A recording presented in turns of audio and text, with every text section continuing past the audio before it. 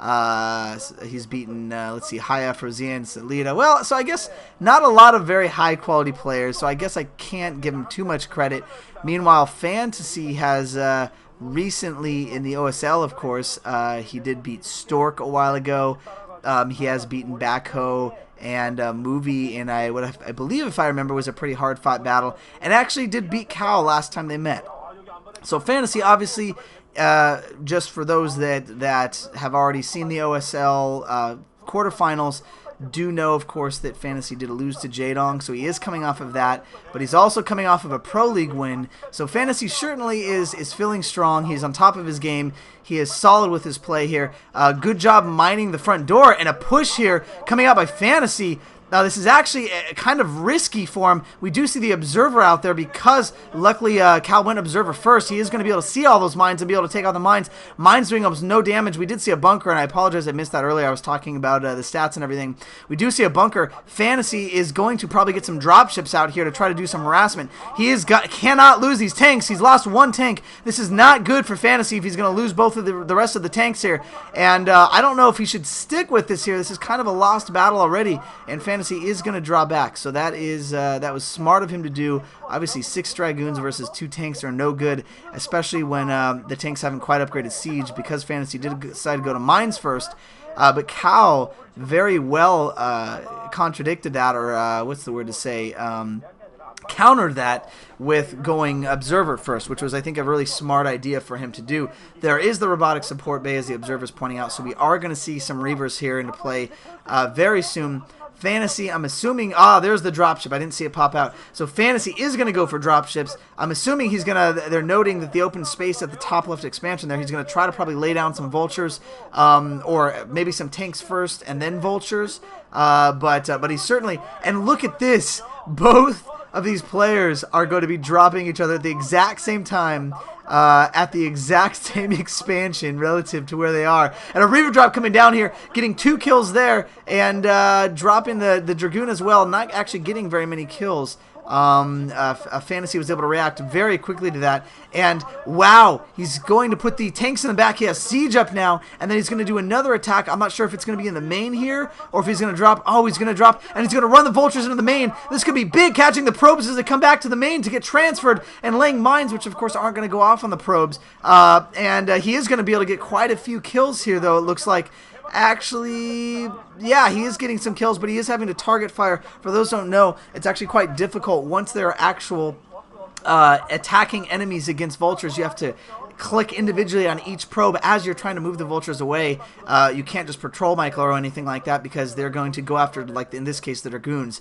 So it is really difficult to do that. I recently played a Terran versus Protoss against my brother while we're in LA, and I was able to defend off the initial push where you push up as Protoss against the wall in by Terran.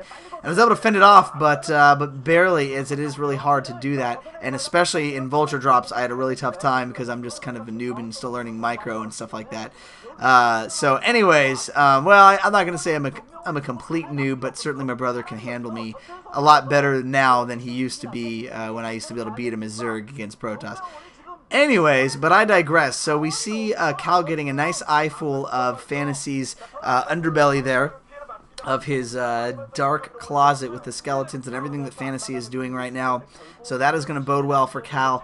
It should be noted that both players at this point have 3 mining bases. KaL, I believe, got his up a little faster, although I could be completely wrong. It does look like Fantasy is going to go out for a drop here. Now, if this drop can get countered by the Dragoons, this could be terrible. Obviously, dropships are a precious commodity when you're a Terran, especially on this map, as Terrans love to drop around those side expansions on this map, as you're already seeing Fantasy scanning that expansion there. Going to try to go in and take out a few drones. 1 goes down, 2 goes down, 3 goes down. All right, maybe there's just 4 there. It looks like gonna get, I think, enough drones and stop mining to make these vultures mostly worth it here.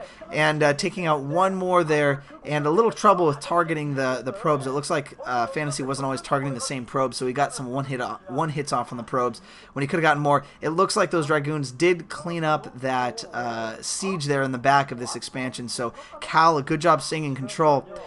Both players are doing some good harassment to each other, but both players are also able to recover from it. I guess I would say Fantasy would be in the lead at this point as far as the harassing game goes. He has been able to get a little bit more. I should mention that I'm casting this game right now at 11:40 p.m. I have work in about 6 hours. I have to be up. And this game was only played a few hours ago. In fact, when looking at the Team Liquid site, for those wondering how to find games, they actually have a calendar on the Team Liquid site on teamliquid.net. And according to their calendar, these games were played on the 25th, which isn't even the 25th yet for me, so I'm casting in the future. Wow, and a mistake in the building placement there causing the probes to mine around. That is kind of a noob mistake there by KaL. Going to have to destroy his own forge in order to create a path. That just sucks, man. You actually kind of tend to see that more often with Terran when Terran tries to really get a good wall in on their front door against Protoss or Zerg early on and then has to destroy a building or two. Well, usually it's just one. Trying to come through here, some good mines, and we see the Reaver playing here, and then Fantasy coming in. Fantasy is going to have to micro those tanks so the Reaver doesn't pick them off, and then obviously KaL's going to have to try to micro the Reaver around. Oh, and he's losing that first initial Dragoon that he has to put out to avoid getting shot, and the Reaver gets a good shot off on the Siege Tank, but then the Siege Tank also gets a shot off on the Reaver here, and that is going to be really tricky now. Fantasy doing a good job of being able to take out some units, but this Reaver certainly can take out this tank here. Oh, picking up another Dragoon to take the shots, and the Reaver, oh my gosh, and did you see that picking? Oh my gosh, Fantasy is microing his tanks like they were a freaking Reaver and a shuttle. That tank did not take any hits from that Reaver. That is incredible. Wow, I mean, certainly it's not like I've never seen that before, but Fantasy is just so good, and he's starting to macro up on his factories right now and get that out to be able to pump some more units. But again, we have plenty of gateways, as you can see by the observer there. So both players are starting to macro up here, and despite some definitely, I would say, some better harassment from Fantasy's side, KaL still has a very strong economy going, and he has plenty of units. Wow, 7, 8 factories, 5 new factories being built for Fantasy. So he's not messing around here. I mean, both of these players are going to get a big army, and this is about the time when I left off and I stopped watching because I had a feeling this was going to be an epic game. So from here on, I don't know what goes on, although even that first part I kind of forgot what happened just because